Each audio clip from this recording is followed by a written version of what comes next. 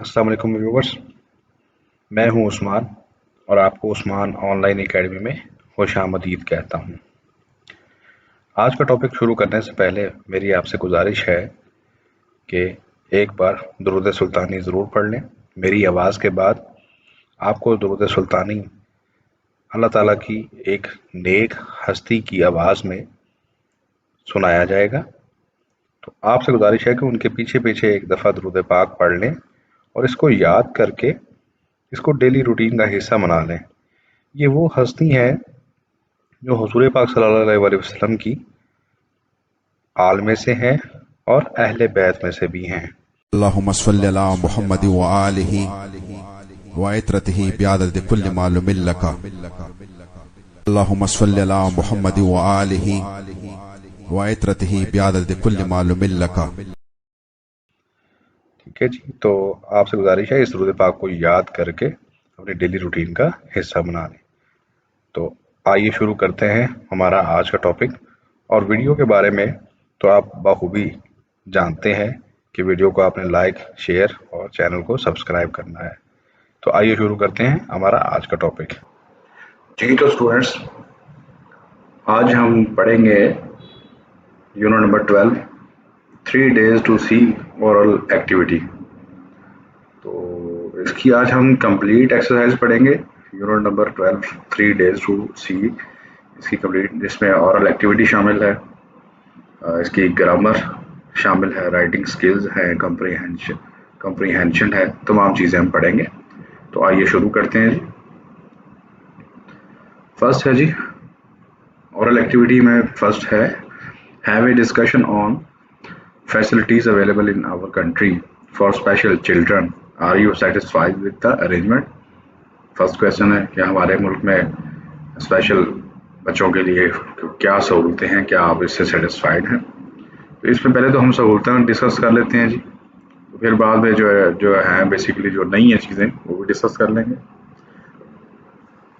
The Special Education Department has successfully established 302 special education institutes at primary, secondary and university level with the capacity to cater to around 35,000 disabled students। ठीक है जी, मतलब ये है कि जो special education department है जो हमारी गवर्नमेंट का, उसने 302 स्पेशल एजुकेशन के जो है अदारे बनाए हैं, जिसमें प्राइमरी स्कूल भी शामिल है, सेकेंडरी स्कूल भी शामिल है और यूनिवर्सिटी लेवल के अदारे भी शामिल हैं। जिसमें कैपेसिटी कितनी है जी, टोटल कैपेसिटी है इनको कवर करने की 35,000 जो डिसेबल्ड स्टूडेंट्स हैं वो इसमें पढ़ सकते हैं। ठीक है जी, तो ये है। और बेनिफिट्स कौन कौन से जी, जो डिसेबल्ड लोग हैं उनको क्या बेनिफिट्स मिलते हैं। बेनिफिट्स ऑफ डिसेबिलिटी सर्टिफिकेट 2021 वया स्पेशल CNSE। एक बंदा है जिसके पास स्पेशल CNSE है, जो ये लोग होते हैं जो डेफ, डम और ब्लाइंड होते हैं, तो इनको स्पेशल बोला जाता है। ठीक है, ये स्पेशल पीपल्स होते हैं, तो उनके लिए एक स्पेशल CNSE बनता है और एक डिसेबिलिटी का एक जो है ना सर्टिफिकेट बनता है। ठीक है जी, तो उसके क्या क्या बेनिफिट्स होते हैं वो ये हैं। All of those disabled person who have no job, then how much benefits the non-employees can avail through disability certificate। ठीक है जी, कौन कौन से बेनिफिट्स हैं ये हैं। टैक्स फ्री है जी, टैक्स नहीं पड़ेगा इनको, जिसके पास ये सर्टिफिकेट होगा और स्पेशल होने का CNSE होगा उसको टैक्स नहीं पड़ेगा। Shopping from a utility store at 50% discount, किसी भी यूटिलिटी स्टोर से 50% के डिस्काउंट पे वो शॉपिंग कर सकता है। Free travel in the metro bus में या मेट्रो ट्रेन में उसको फ्री ट्रैवलिंग मिल सकती है। 2 separate seats for those with this card in the metro, 2 अलग सीटें भी मिल सकती हैं जी मेट्रो कार्ड पे। ठीक है जी, यानी कि वो खुद और उसकी वाइफ दोनों जा सकते हैं। Income tax is waived, income tax उसको माफ किया जाता है जी। If you take land tax is waived, अगर वो ज़मीन खरीदता है बंदा जो डिसेबल्ड है तो टैक्स जो है माफ़ है। फ्री ट्रीटमेंट एवरी हॉस्पिटल, हर अस्पताल में उसका ट्रीटमेंट फ्री है। Benefit of free health and education for children, यानी कि बच्चों के लिए तालीम के और सेहत के जो हैं वो बेनिफिट्स भी मौजूद हैं। 50% fare waiver if you are on plane trip, अगर जहाज़ पे सफ़र करता है वो बंदा तो 50% डिस्काउंट भी है उसको। 50% ट्रेन फेयर वेव्ड, 50% जो है वो ट्रेन पे भी किराया माफ़ है। People with in the department can offer U A job, जो इस डिपार्टमेंट के लोग हैं, जो स्पेशल एजुकेशन के लोग हैं, वो आपको जॉब भी ऑफर कर सकते हैं उस बंदे को जो स्पेशल है और उसके पास CNSE है और सर्टिफिकेट है, ठीक है। You can drive and keep non custom paid vehicle inside Pakistan up to 1300 CC. 1300 CC की गाड़ी वो जो है ना नॉन कस्टम पेड जो है वो गाड़ी यूज़ कर सकता है और उसकी नंबर प्लेट ग्रीन होगी, ठीक है जी। Common problem for special children, common problems कौन सी हैं जी, ये हैं लैक ऑफ इंडिविजुअल अटेंशन, लोग तवज्जो नहीं देते। This is one of the most common challenges faced by children with special needs, ये बहुत कॉमन है सब में, यानी कि जो डेफ डम और ब्लाइंड है लोग उन पे तवज्जो नहीं देते, डेफिनेटली उनको इग्नोर करते हैं लोग, उस तरह ट्रीट नहीं करते। लैक ऑफ स्टाफ, क्योंकि स्टाफ नहीं मिलता, जो स्पेशल एजुकेशन के लोग हैं वो बहुत ही कम हैं जो इनको समझ सकती हैं, इनको पढ़ा सकती हैं। As rural setups of school are the remote areas, जो कि देहाती इलाकों में जो स्कूल हैं वो रिमोट एरियाज में होते हैं, ये कि गाँव में होते हैं, तो वहाँ जो है bringing in professional staff is not easy, वहाँ जो प्रोफेशनल स्टाफ है वो नहीं जाते लोग। डेफिनेटली जो देहातों से लोग हैं वो कम पढ़ते हैं और स्पेशल एजुकेशन की तरफ कम जाते हैं, तो जो इस इनमें लोग पढ़े लिखे होते हैं वो इनकी तरफ बहुत कम जाते हैं, यानी कि देहाती एरिया में लोग प्रेफर्स नहीं करते जाने को, वहाँ पे नहीं जाना चाहते, तो इसलिए जो देहात में लोग स्पेशल चिल्ड्रंस हैं वो इग्नोर हो जाते हैं, ठीक है जी। तो this is the first question, I think I have completed it. Next is read the life history of Helen Keller. Helen Keller कौन है, जो इसकी इसी unit number 12 3 days to see, इसकी जो राइटर है या ऑथर है उसका नाम है हेलन कैरल। तो ये इसकी जी उसने कहा जी read the life history of Helen Keller, तो इसकी लाइफ हिस्ट्री जो मैंने लिखी है वो ये है जी। हेलन कैलर इन फुल, उसका फुल नेम क्या है जी, हेलन एडम्स कैलर, उसका ये पूरा नाम है। बॉर्न जून 27 1880, 1880 में ये पैदा हुई है ये खातून, 27 जून को, टस्कम्बिया अलabama, टस्कम्बिया में अलabama में ये सिटी का नाम है जी। US में अमेरिका में पैदा हुई। डाइड जून 1 1968, और 1 जून 1968 को ये फौत हुई, इसकी वफ़ात हुई। और वेस्टपोर्ट एक जगह है वहाँ पे इसकी वफ़ात हुई। और कनेक्टिकट ये स्टेट का नाम होगा जी, कनेक्टिकट, अमेरिका। अमेरिकन ऑथर, ये अमेरिकन ऑथर थी and educator who was blind and deaf, जो अंधी भी थी और गूंगी बहरी भी थी। Her education and training represent an extraordinary accomplishment, उसकी जो एजुकेशन और ट्रेनिंग थी उसने जाहिर किया एक बहुत बड़ी अचीवमेंट, अकम्पलिशमेंट अचीवमेंट को बोलते हैं जी, in the education of the person with these disabilities. जो इस तरह के लोग थे, जो स्टूडेंट्स होते हैं, बच्चे होते हैं, उनको पढ़ाने में इसने बहुत, उनकी तालीम में बहुत बड़ा किरदार अदा किया और बहुत बड़ी अचीवमेंट थी इसकी। Keller was afflicted at the age of 19 months, ये जो ऑथर थी वो मुतासिर हुई उसकी 19 मंथ की जो है ना वो एज में, वो बीमार हो गई विद इलनेस, बीमारी से मुतासिर हुई। पॉसिबली स्कारलेट फीवर, उसको शायद, कंफर्म नहीं है, शायद स्कारलेट फीवर था, ये बुखार हुआ था उसका, ये फीवर का नाम है। दैट लेफ्ट हर ब्लाइंड, जो जिसने इसको ब्लाइंड और डेफ कर दिया, लेफ्ट ब्लाइंड एंड डेफ, ठीक है।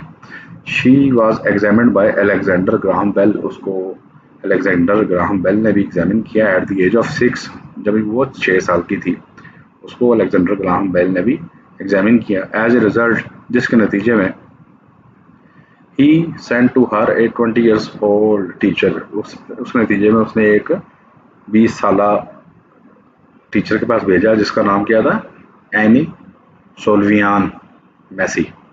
ठीक है जी, ये उसका नाम था। From Perkins institution of for blind in Boston, Boston में भेज दिया पार्किंस इंस्टीट्यूट में।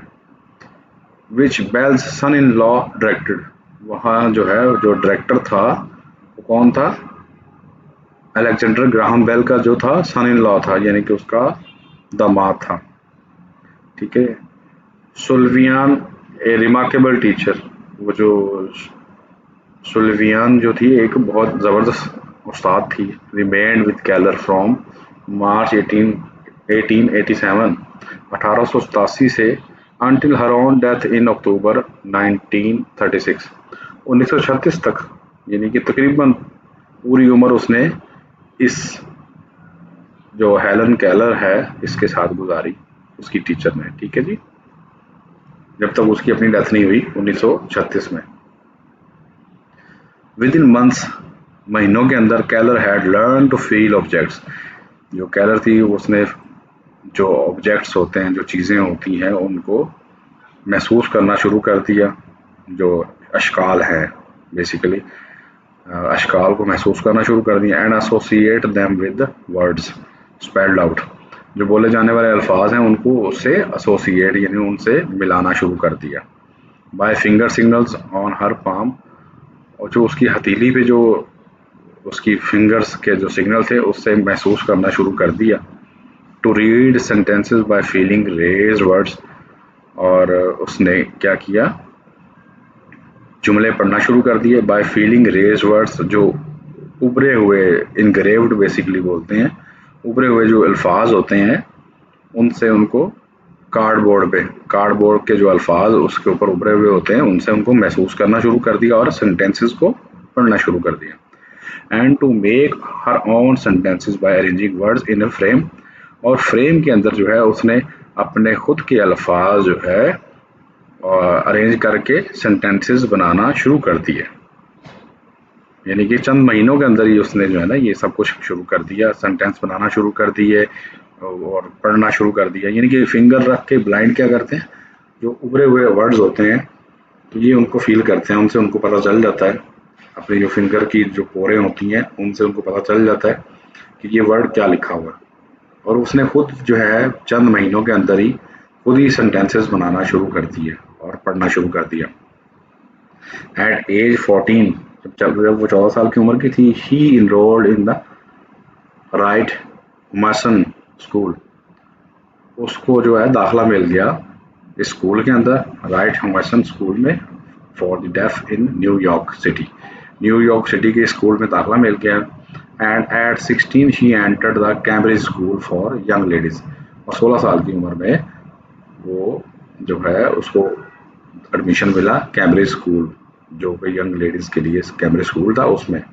ही won admission to Radcliffe college in 19, ठीक है जी, 1900 पूरे 1900 में वो उसको जो है एडमिशन मिल गया रेड कैलिफ कॉलेज के अंदर। एंड ग्रेजुएटेड इन 1904, 1904 के अंदर वहां से उसने ग्रेजुएशन कर ली। ठीक है जी। Having developed skills never approached by any similarly disabled person, उसने ऐसी स्किल्स जो हैं वो डेवलप कर ली हेलन केलर ने, जो कि किसी भी डिसेबल्ड पर्सन ने आज तक नहीं की थी। ठीक है। Keller began to write of blindness, Keller ने जो है ब्लाइंडनेस पे लिखना शुरू कर दिया। A subject then taboo in women's magazine, इसको एज ए सब्जेक्ट लिखना शुरू कर दिया। वो एक जो खवातीन का एक मैगजीन था उसके अंदर, उस वक्त वो टैबू था, टैबू मतलब कि उस वक्त वो मना था लिखना उसके अंदर, लेकिन उसने लिखना शुरू कर दिया। इस सब्जेक्ट पे लिखना मना था, ठीक है, लेकिन उसने लिखना शुरू कर दिया। She wrote of her life, उसने अपनी ज़िंदगी के बारे में लिखना शुरू किया। इन सेवरल बुक्स, बहुत सारी किताबों में, इंक्लूडिंग कौन कौन सी किताबें चीज़ें में शामिल हैं, the story of my life 1903 में ये बुक लिखी उसने। ऑप्टिमिज्म 1903 में, ये भी 1 साल के अंदर ये 2 बुक्स हो गई। द वर्ल्ड आई लिव इन 1908 के अंदर ये एक उसने बुक लिखी। Light in my darkness and my religion 1927 में ये 2 बुक्स लिखी। हेलन केलर्स जर्नल 1938 में ये लिखी जी। एंड द ओपन डोर 1957 में ओपन डोर के नाम से बुक लिखी। इन 1913 ही बिगेन लेक्चरिंग, उसने लेक्चर देना शुरू कर दिया with aid of an interpreter. ये नहीं कि वो डेफ एंड डम थी, बोल नहीं सकती थी, ना देख सकती थी, ना सुन सकती थी, लेकिन उसने लेक्चर देना शुरू कर दिया with the aid of an interpreter. किसकी मदद से? जो एक इंटरप्रेटर होता है, जो एक तर्जुमा करने वाला बंदा होता है, ठीक है, उसको बोलते हैं interpreter. Primary on behalf of the American foundation, American foundation की बिहाफ पे फॉर द ब्लाइंड, जो कि अंधों के लिए बनाया गया था फाउंडेशन, उनके बिहाफ पे उसने लेक्चर देना शुरू किए। For which she later establish a $2 million endowment fund, बाद में उसने $2 मिलियन का एक वक्फ फंड जो है, इसकी इतनी बड़ी अमाउंट उसने वक्फ कर दी। And her lecture towards to her to several time around the world, और वो लेक्चर देने के लिए तकरीबन पूरी दुनिया में उसने टूर्स किए।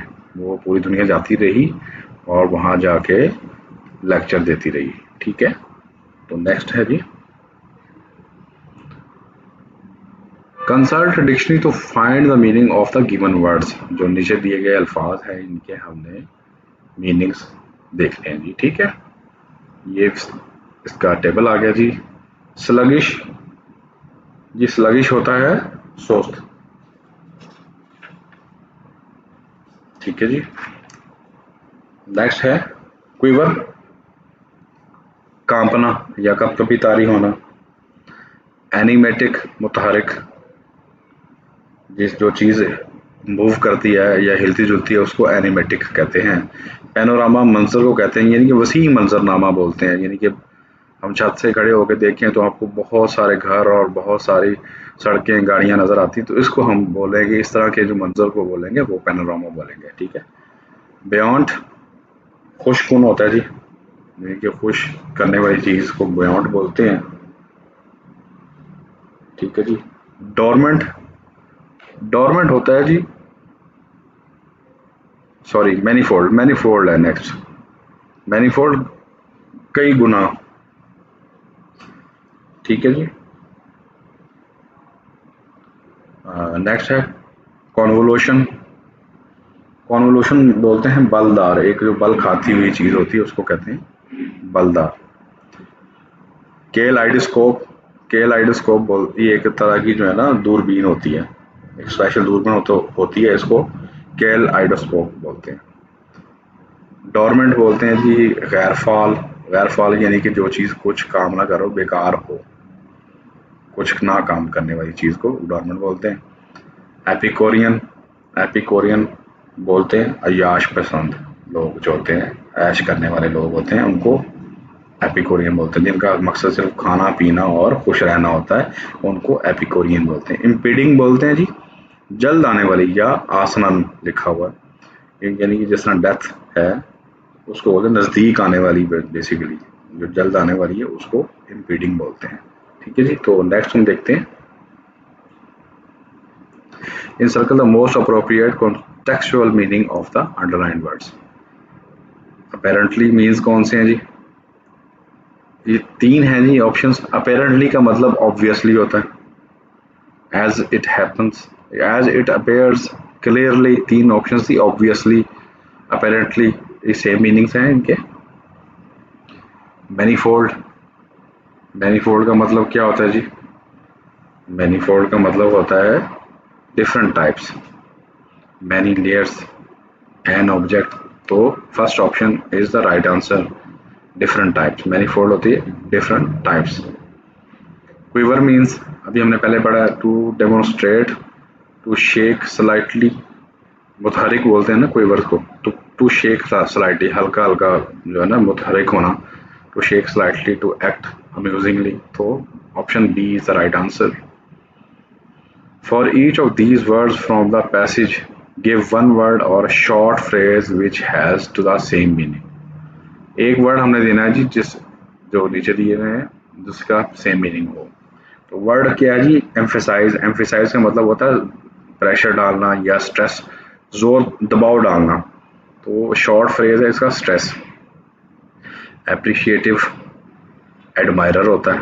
एप्रिशिएटिव कहते हैं जी वो उसने बड़ा अप्रिशिएट किया, बहुत उसकी तारीफ की। तो एडमायरर भी तारीफ करने वाला होता है।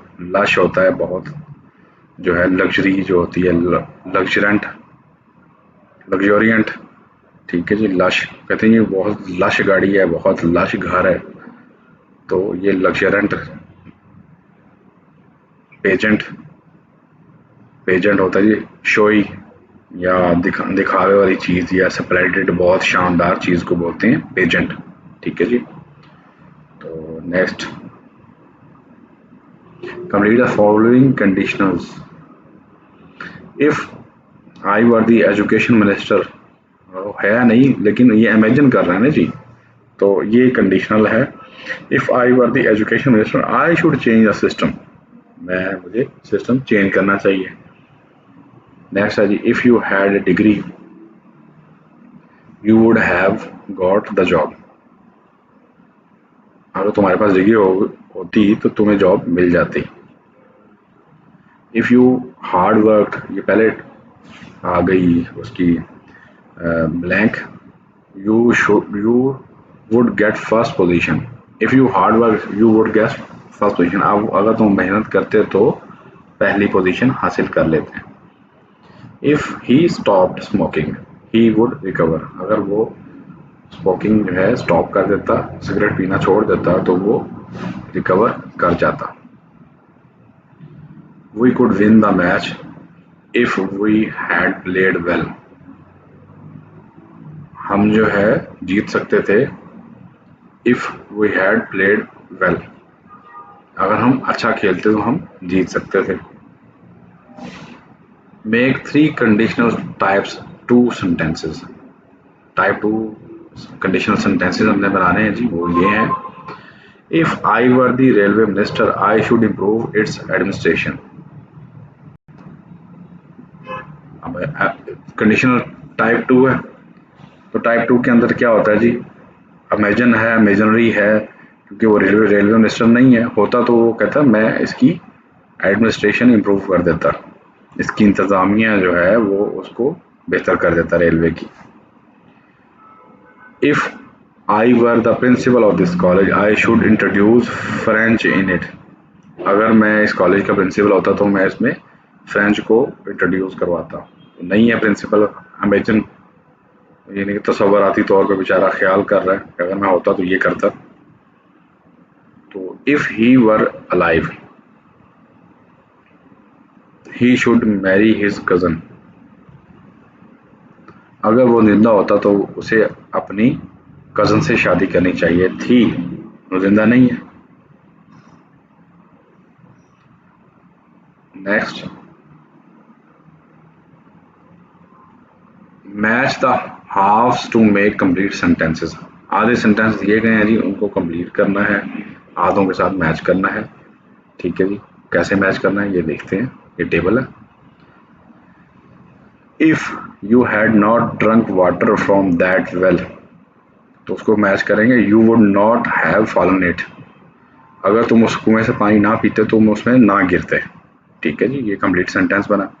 If you eat sweets all the time, अगर तुम मीठा हर वक्त खाते रहोगे your teeth would go bad, तो तुम्हारे दांत खराब हो जाएंगे। If you don't use A mosquito net, अगर तुम मच्छरदानी यूज़ नहीं करोगे यू में कैच मलेरिया, तो तुम्हें मलेरिया हो जाएगा। If you don't keep food in fridge it will go bad in hot water, अगर तुम फ्रिज के अंदर खाना नहीं रखोगे तो ये ख़राब हो जाएगा इन गर्म मौसम में, गर्मी से ख़राब हो जाएगा। If you cycle with the things in your hand you may fall of, अगर तुम जो तुम्हारे पास चीज़ें हैं उनको जो है घुमाते रहोगे तो तुम जो है उन्हें गिरा दोगे। If you wave the stick in the air अगर तुम हवा में छड़ी हिलाओगे, you might hit someone's head, तो तुम शायद किसी के सर को हिट करोगे या किसी के सर को लग जाएगी। ठीक है जी, तो ये सेंटेंसेस हमने मैच कर लिए। सी कंप्लीट हुआ हमारा। नेक्स्ट है D, pick out simple, compound and complex sentences from the text. Simple sentences कौन से जी टेक्स्ट के अंदर? इससे जो है यूनिट नंबर 12 के अंदर सिंपल सेंटेंसेस कौन से हैं? I feel the delicate symmetry of a leaf, मैं महसूस करती हूँ एक हल्की सी सिमेट्री बोलते हैं तरतीब को, ऑफ ए लीफ, एक पत्ते की तरतीब को मैं महसूस करती हूँ, ये शायरा बोलती है। I am delighted to have the cool waters of a brook, I am delighted मैं चखती हूँ या मैं महसूस करती हूँ, to have the cool waters, जो ठंडा पानी है, ऑफ ए ब्रूक, एक नाले का, या हम कह सकते हैं एक नदी का ठंडा पानी, rush through my open finger, जो मेरी खुली हुई उंगलियों के दरमियान से बह रहा है, मैं उनको महसूस करती हूँ। तो ये सिंपल सेंटेंसेस हैं। कंपाउंड सेंटेंसेस की बारी है जी। कंपाउंड सेंटेंसेस हैं, there are those of course who would adopt the Epicurean motto, ऐसे भी लोग हैं जो अडॉप्ट करते हैं ऐश, जिनका जो है नारा ऐश है, ऐश करना है। Eat drink and be merry, जिन खाओ पियो और खुश रहो, जिनका नारा है, ऐसे लोगों को बोलते हैं एपिक्यूरियन, जो कि ऐश करने वाले लोग हैं। But most people would be chastened by the certainty of impending death, लेकिन उसमें से ज़्यादातर लोग जो हैं उनको सज़ा मिलती है या उनको पकड़ लेती है। क्या चीज़ पकड़ लेती है? मौत पकड़ लेती है, जो कि अनकरीब आने वाली है। ठीक है जी, तो I should want most to see the people whose kindness, gentleness and companionship have made my life worth living। I should want, मुझे देखना चाहिए, मुझे चाहना चाहिए, देखना, मोस्ट टू सी पीपल, जो उन लोगों को देखना चाहिए, हुज काइंडनेस, जिनकी मेहरबानी से, एंड जेंटलनेस ऑन पोलाइट, और नरम दिली से, एंड कंपेनियनशिप, और दोस्ती से, have made my life worth living, जिन्होंने मेरी ज़िंदगी को रहने के काबिल बनाया या मेरी ज़िंदगी को एक कीमती ज़िंदगी बनाया। ठीक है, तो मैं उनको देखना चाहूँगी। these two are the compound sentences। ठीक है जी। कम्प्लेक्स सेंटेंसेस कौन से हैं जी? देखें, ये कम्प्लेक्स होते हैं मुश्किल या पेचीदा सेंटेंसेस। ये पेचीदा सेंटेंस फर्स्ट है जी, द फॉलोइंग मॉर्निंग, अगली सुबह, I should greet the dawn, मुझे सूरज को सलाम करना चाहिए। ग्रीट सलाम करना होता है, डॉन उभरता हुआ सूरज, उसको डॉन बोलते हैं। एंशियस टू डिस्कवर, बेचैन रहना चाहिए दरियाफ्त करने के लिए। न्यू डिलाइट्स, नई चीज़ें चखनी चाहिए या नई चीज़ें देखनी चाहिए। फॉर, महसूस करनी चाहिए। I am sure that for those who have eyes which really see the dawn of each day must be perfectly new revelation of the beauty। For I am sure, मुझे यकीन है कि for those who have eyes, जिनके पास आंखें हैं, which really see, जो देख सकते हैं, the dawn of each day must be perfectly new revelation of the beauty, जो देख सकते हैं, मुझे कंफर्म है कि वो हर दिन नई जो खूबसूरती है सूरज निकलने की, उसको महसूस करते होंगे।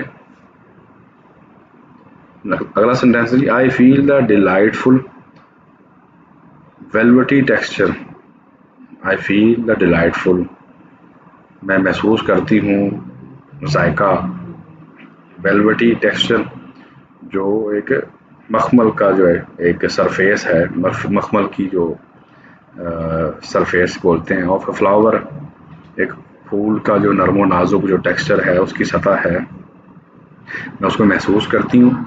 And discover its remarkable convolution, और इसकी जो कॉन्वोल्यूशन है उसको डिस्कवर करती हूँ, and something of the miracle of nature is reveal to me, और जो है समथिंग कुछ जो है वो मिरेकल बोलते हैं मौजज़े को, कुछ मौजज़ा नेचर का जो है, जो कुदरत का जो एक मौजज़ा है वो मेरे पे रिवील हुआ है या आश्कार हुआ है। ठीक है जी, तो वो ये कहती है। ये कंपाउंड सेंटेंसेस हो गए जी। ई है जी, identify and write the simple compound and complex sentences in given columns. ये कॉलम के अंदर सेंटेंस दिए गए हैं और आगे हमने दिया है इनको आइडेंटिफाई करके कि कंपाउंड सेंटेंस कौन सा है, सिंपल कौन सा है और कॉम्प्लेक्स सेंटेंस कौन सा है। He came to see me but I was not present at home. ये देखें, तो सेंटेंस के अंदर दो सेंटेंसेस हैं basically. He came to see मी, वो मुझे देखने आया, ये मुझे मिलने आया, but I was not present at home, मैं घर पे मौजूद नहीं था। तो ये कंपाउंड सेंटेंस है। सिंपल सेंटेंस क्या है जी, जिसमें सिर्फ एक सेंटेंस होता है। She wrote an article in the newspaper, वो एक न्यूज़पेपर के अंदर आर्टिकल लिखती है। ये एक सिंपल सादा जुमला है। कंपाउंड के अंदर दो सेंटेंस होते हैं। जो कम्प्लेक्स होता है उसके अंदर बेसिकली कोई आर्ट इमेजिनरी चीज़ें होती हैं, कुछ किसी चीज़ को किसी से तशबीह दी जाती है। तो we shall die one day, हम एक दिन हमने मर जाना है, और दी अदर या अगले दिन, फॉर वी आर इमोरल, हमने जो अपने अपना किया है उसकी वजह से एक दिन हमने मर जाना है अपने अमाल की वजह से। ठीक है जी, ये देखें, इसको समझने में थोड़ा सा वो होता है। तो ये कम्प्लेक्स सेंटेंस है। तो they finish the work in time, वो उन्होंने काम जो है वक्त पे ख़त्म कर लिया। ये simple sentence. My mother always praise for my success, मेरी माँ मेरे जो है कामयाबी के लिए हमेशा दुआ करती है। सिंपल सेंटेंस है जी। The boy stood on the burning deck, जो लड़का है एक जलते हुए डेक पे खड़ा हो गया। I called him but he gave me no answer, I called him but he gave me no answer, मैंने उसको बुलाया लेकिन उसने कोई जवाब नहीं दिया। A guest who stays at a long time is not welcomed, एक गेस्ट जो एक मेहमान है, who stays long time is not welcomed, एक जो ज़्यादा देर ठहरने वाला जो मेहमान है उसको वेलकम नहीं किया जाता। ठीक है जी, डेफिनेटली एक दिन का, 2 दिन का, 3 दिन का मेहमान होता है, उसके बाद उसको लोग डिस्करेज करते हैं। आई सून रिटर्न होम, मैं जल्दी घर वापस आ जाऊंगा, बिकॉज आई वॉज अपसेट, क्योंकि मैं परेशान हूँ। ठीक है जी, नेक्स्ट ई है जी, identify hyphens and dashes in the following sentences. Again एक वो है टेबल है जी, ये टेबल है। हाइफन किसके अंदर है और डैशेस किसके अंदर है, आपको वो नीचे दिए गए थे, इनको हमने सेपरेट सेपरेट कर दिया है। तो हाइफन वाले सेंटेंसेस लेफ्ट साइड पे हैं, डैशेस वाले सेंटेंसेस राइट साइड पे हैं। The injured woman is 35 years old, 35 आ गया, 30 और 5 के अंदर जो आएगा वो उसको क्या बोलेंगे, हाइफन बोलेंगे। Mister Aziz is well known person in the town, जो वेल और नाउन के अंदर आया है उसको हाइफन बोलेंगे। माई ग्रैंडफादर, ग्रैंड और फादर बेसिकली एक सेंटेंस है, एक ही वर्ड है, इसके अंदर जो है उसको हाइफन बोलेंगे। माई grandfather owned a big house in his home town, ठीक है, मेरे दादा का जो है, ये नाना का एक बहुत बड़ा घर है अपने आबाई इलाके में। Samina ate 3/4 of large pizza, large size pizza, Samina ने जो 3 टुकड़े हैं वो बड़े पिज़्ज़े के खा लिए हैं, 3/4। डैशेज है, यू आर द फ्रेंड, यहाँ पे ख़त्म हुआ, डैश द ओनली फ्रेंड, फिर यहाँ पे ख़त्म हुआ, dash who offer to help me. ठीक है, ये डैशेज हैं। डैशेज वाले सेंटेंसेज आपने लिखे हैं सेंटेंस नंबर 2, 3, 6, 7। ये these are the sentences who having dashes between these parts of the sentences. ठीक है जी, ये यू कैन रीड। तो बहुत ईजी है, इसमें कोई ऐसी समझाने वाली चीज़ या मुश्किल वर्ड से यूज़ नहीं हुआ है, तो you can read it easily. ठीक है जी, तो ये डैशेज वाले सेंटेंसेस हैं। नेक्स्ट है जी, what does the author means by saying the seeing see little explain in paragraph. इसका मतलब क्या है जी, जो राइटर कहता है कि सीइंग सी लिटिल, जो राइटर इसको बोलती है उसका मतलब क्या है, ये है जी, when the author says he sees little, वो कम देखता है, he means that her friends are not in habit of using their sense of seeing completely। Writer कहती है जी, मेरे जो दोस्त हैं वो अपनी जो देखने की ताकत है उसको अच्छी तरह या फुली तौर पे कम्प्लीटली जो है उसको इस्तेमाल नहीं करते। They see the things but they are not keen observer, वो देखते हैं चीज़ों को लेकिन गहरे तरीके से ऑब्जर्व नहीं करते of all the objects of nature, जो कुदरत की जो तमाम चीज़ें हैं उसको वो ऑब्जर्व नहीं करते। दैट इज़ वाई, इसी वजह से शी इज़ सरप्राइज, कि वो हैरान होती है, to know that her friends see little, और इसलिए वो कहती है उसके फ्रेंड जो है कम देखते हैं। ठीक है जी। What is the epicurean motto, epicurean motto क्या होता है, डिस्कस करें इसको। Epicurean motto is eat drink and be merry. Epicurean जो है ऐश पसंद लोगों को कहते हैं, उनका मोटो क्या है, उनका नारा क्या है, eat drink and be merry, खाओ पियो और खुश रहो। The epicureans believe in merry making, उनका ईमान है या वो उनका मानना है कि खुश रहना चाहिए। They are not keen observer of nature, वो बहुत जो गहरे तरीके से कुदरत को जो है ऑब्जर्व नहीं करते। दे हैव नो इंसाइट, उनका जो है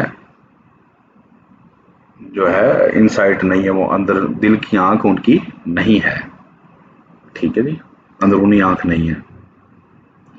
right a paragraph on difficulties of special child, ये पैराग्राफ है जी, मुश्किलात कौन सी आती हैं स्पेशल चाइल्ड्स को। Special child who is physical और मेंटली डिप्राइव्ड, एक जो स्पेशल चिल्ड्रन जो फिजिकली या दिमागी तौर पे वो डिप्राइव यानी कि बीमार है या उसके पास दिमागी हालत उसकी ठीक नहीं है या फिजिकली वो ठीक नहीं है, has to face a lot of difficulties, उसको बहुत सारी मुश्किलात का सामना करना पड़ता है, and problems in his life, और बहुत सारी मुसीबतों का सामना करना पड़ता है। As there are no proper education facilities available for the deaf children, क्योंकि डेफ चिल्ड्रन जो होते हैं, जो बहरे गूंगे होते हैं, उनके लिए सहूलतें जो हैं वो नाकाफ़ी हैं। The parents of these children have to take special care of them, इन बच्चों के जो पेरेंट्स हैं उनको स्पेशल केयर करनी चाहिए। आफ्टर कंप्लीटिंग देयर एजुकेशन, उनकी जो तालीम है कंप्लीट करने के बाद, it become very difficult for them to get proper job, जब वो तालीम कर भी लेते हैं तो उनको प्रॉपर जॉब नहीं मिलती। They have to face biased and discrimination attitude from the person, उनको जो है बाइसनेस में फील करनी पड़ती है, यानी कि उनका झुकाव जो है डेफिनेटली, एक अगर बिल्कुल तंदुरुस्त और सेहतमंद और बिल्कुल सही बच्चा जाएगा और एक तरफ जो है स्पेशल चिल्ड्रन जाएगा जो ना देख सकता है, ना सुन सकता है, ना बोल सकता है, तो ऑटोमेटिकली वो बंदा जो जॉब पे रखने वाला होगा बंदा, वो किसको प्रेफर करेगा, जो बिल्कुल फिजिकली फिट है उसको प्रेफर करेगा और उसको जल्दी से जॉब नहीं देगा। ठीक है। बायस एंड डिस्क्रिमिनेशन, डिस्क्रिमिनेशन इसी को बोलते हैं कि वो उसको प्रेफर किया जाएगा जो बिल्कुल तंदुरुस्त है। From the person who are physically fit, तो जो लोग हैं जो फिजिकली फिट हैं उनको प्रेफर किया जाएगा। They have to face social adjustment problem in the society, और सोसाइटी भी जो है ना उनको एडजस्ट नहीं करती, यानी कि मुआशरा जो है वो भी उनको पसंद नहीं करता, और या उनको मजाक भी लोग उड़ाते हैं, लेकिन अल्लाह की मखलूक है वो भी, तो हमें ऐसा नहीं करना चाहिए। तो नेक्स्ट है जी, how to write book review of a simple story book, किस तरह बुक रिव्यू लिखते हैं जी। बुक रिव्यू कैसे लिखेंगे स्टोरी बुक का, सबसे पहले क्या करना है जी, write a summary of the book with brief description, एक बुक की छोटी सी समरी लिखनी है। ठीक है जी, कि उस बुक में क्या राइटर क्या कहता है, ऑथर क्या कहता है। ठीक है जी, और उसकी डिस्क्रिप्शन थोड़ी सी लिखनी है करेक्टर की, जो करेक्टर है जो भी उसमें बंदा है, जैसे स्टोरी जिस बुक के मुतालिक स्टोरी है उसके मतलब बहुत थोड़ा सा लिखना है। Evaluate the character and setting, और करेक्टर जो है, जो भी बंदा है जिसके मतलब स्टोरी है, उसको एवेलुएट करना है कि वो कैसा बंदा है, और उसकी सेटिंग को आपने एवेलुएट करना है कि उसने किस तरह से एक्सप्लेन किया हुआ है, अच्छी बुक लिखी है नहीं लिखी। फिर सेकंड है ये point, gather information about the author. जो ऑथर है या राइटर है उसके बारे में इंफॉर्मेशन आपको गैदर करनी है थ्रू नेट सर्च, और जैसे भी आप कर सकते हैं। आपको पता होना चाहिए कि वो राइटर कौन था, उसकी हिस्ट्री क्या थी। जिस तरह की हमने अभी जो है ना हेलन केलर की जो है हिस्ट्री देखी, तो इस तरह हिस्ट्री पता होनी चाहिए। Give your own opinion about what you like and what you did not like. अपनी ओपिनियन देनी है आपने तीसरे पॉइंट कि आपको क्या उस स्टोरी के अंदर अच्छा लगा और क्या बुरा लगा। तो बेसिकली इन 3 पॉइंट्स के अंदर जो है वो एक बुक का रिव्यू शामिल होता है। ठीक है जी। सैम्पल रिव्यू है जी नीचे, सैम्पल बुक रिव्यू है। ये आपकी बुक के अंदर भी लिखा हुआ है, ओल्ड मैन एंड सी। ये है जी, novel tells us about fishermen's heroic struggle with nature. जो एक मछलियां पकड़ने वाला होता है, ओल्ड मैन एंड सी जो है, इसकी स्टोरी का जो है बुक रिव्यू हम लिखते हैं इस नॉवल का। जो फिशरमैन होता है वो एक बूढ़ा आदमी होता है, जो एक बहुत जो है ज़बरदस्त स्ट्रगल करता है, कोशिश करता है और नेचर से लड़ता है। यानी कि समुद्र में वो होता है तो ज़ाहिर बात है नेचर से लड़ता है। The fight begins when the old man Santiago, old man जो बूढ़ा आदमी उसका नाम है सेंटियागो। लड़ाई तब शुरू होती है जब बूढ़ा आदमी सेंटियागो हुक्स ए जाइंट मार्लिन। हुक्स का मतलब पकड़ लेता है, ए जाइंट एक बहुत बड़ी, मार्लिन मछली का नाम है। मार्लिन को जब वो पकड़ लेता है आफ्टर मंथ्स विदाउट ए कैच, जब उसको महीने गुजर चुके होते हैं उसने कोई भी मछली नहीं पकड़ी होती, तो वो सेंटियागो जो है वो एक बहुत बड़ी मछली को, मार्लिन को पकड़ लेता है। The old man put up a powerful effort. वो एक बहुत पावरफुल कोशिश करता है, बहुत ताकत लगाता है to conquer the huge fish fighting. इस बहुत बड़ी मछली को पकड़ने के लिए उससे लड़ता है। एग्जॉशन, थक जाता है। हंगर, उसको भूखा भी होता है। इंजरी, और उसको जख्म भी आ जाते हैं। And even a group of sharks, और हत्ता के ग्रुप, बहुत बड़ा शार्क्स का ग्रुप भी उसके पास या उसके करीब होता है। The novel written in Hemingway. Novel किसने लिखा है? इस बंदे का नाम है जी हेमिंगवे। सिंपल स्टाइल, उसने जो हेमिंगवे है उसने बड़े सिंपल अंदाज में लिखा है। Is a timeless tale of courage and adventure. ये एक बहुत टाइमलेस टेल है और छोटी सी कहानी है, और जिसमें हौसला और एडवेंचर को एक्सप्लेन किया गया है। ठीक है जी। तो ये इस तरीके से आपने बुक का रिव्यू लिखना है। ठीक है जी। नेक्स्ट देखते हैं जी, read any of these text written by Helen Keller and write a book review. तो ये मैंने हेलन केलन के जो 2 बुक्स हैं उन पे रिव्यू लिखा हुआ है, आप इसको पढ़ सकते हैं। The story of my life, ये उसकी बुक का नाम है, हेलन केलर की बुक का नाम है, उस पर उसका रिव्यू लिखा हुआ है। The story of my life 1903 में ये उसने बुक शाया की। Chronicles the early years of Helen Keller, a young women who become both deaf and blind. ये एक यंग खातून है जो कि डेफ और ब्लाइंड, अंधी भी होती है और डेफ भी होती है, ब्लाइंड भी होती है और बहरी भी होती है एट यंग एज, और बहुत छोटी उम्र में हो जाती है। दी बुक एक्सप्लोर्स द चैलेंजेस। ये जो बुक है वो चैलेंजेस को, जो उसको मुश्किलात आती हैं उसको एक्सप्लोर करती है, ये उसके बारे में बयान करती है। She face growing up as a child, जब वो बचपन में बड़ी हो रही थी तो जो जो उसको मुश्किलात आई, तो इस बुक में वो मुश्किलात का जिक्र है। विद डिसेबिलिटीज़, और जो उसको डिसेबिलिटीज़ थी, डिसेबिलिटीज़ क्या बोलते हैं अभी, डेफ भी थी और ब्लाइंड भी थी। And introduces the amazing people who help her, और वो इंट्रोड्यूस करवाती है, तारुफ कराती है उन लोगों का जो उसकी मदद करते हैं अलॉन्ग द वे, इसी रास्ते पे। In the conclusion of the her story, इसके नतीजे में, स्टोरी के नतीजे में, of my life tells about that type of people who have everything in their life but they don't appreciate it. और वो कंक्लूजन में ये कहती है कि जी वो ऐसे इंसानों का जिक्र करते हैं जिनके पास ज़िंदगी में हर नेमत होती है, वो देख भी सकते हैं, सुन भी सकते हैं, बोल भी सकते हैं, लेकिन वो फिर भी जो है वो खुदा का शुक्र अदा नहीं करते, ठीक है जी। और दे डू नॉट अप्रिशिएट, और वो इसको एहसास उनको नहीं होता, इसको अप्रिशिएट नहीं करते। द लास्ट चैप्टर, वो इसके लास्ट चैप्टर के अंदर शी थैंक हर फ्रेंड्स, वो अपने दोस्तों का शुक्रिया अदा करती हैं, and to all those people, और उन लोगों का शुक्रिया अदा करती है हु हैव ब्राउट चेंज, जिन्होंने तब्दील किया, and made any sort of different in her life, जिन्होंने उसकी ज़िंदगी को मुख्तलिफ बनाया, ठीक है जी। तो सेकंड बुक ये है जी, the world I live in. ये सेकंड बुक का जो है रिव्यू है, इसको भी आप अच्छी तरह खुद पढ़ सकते हैं जी। This is the book of Helen Keller, was originally publish in 1908 के अंदर ये बुक जो है पब्लिश हुई। The world I live in, उसका नाम ये है। offers Helen's remarkable insight of the world's beauty perceived through the sensation of touch। उसने दुनिया की जो खूबसूरती है उसको टच करने के अंदाज से उसको महसूस किया, सेंस किया, ठीक है जी, क्योंकि देख नहीं सकती थी, सिर्फ अपनी उंगलियों के पोरों से वो फील कर सकती थी, स्मेल कर सकती थी, एंड वाइब्रेशन को महसूस कर सकती थी, together with the working of a powerful imagination. और वो पावरफुल उसकी इमेजिनेशन जो तख़यलाती और तसव्वुर उसका जो था वो बहुत पावरफुल और ज़बरदस्त था।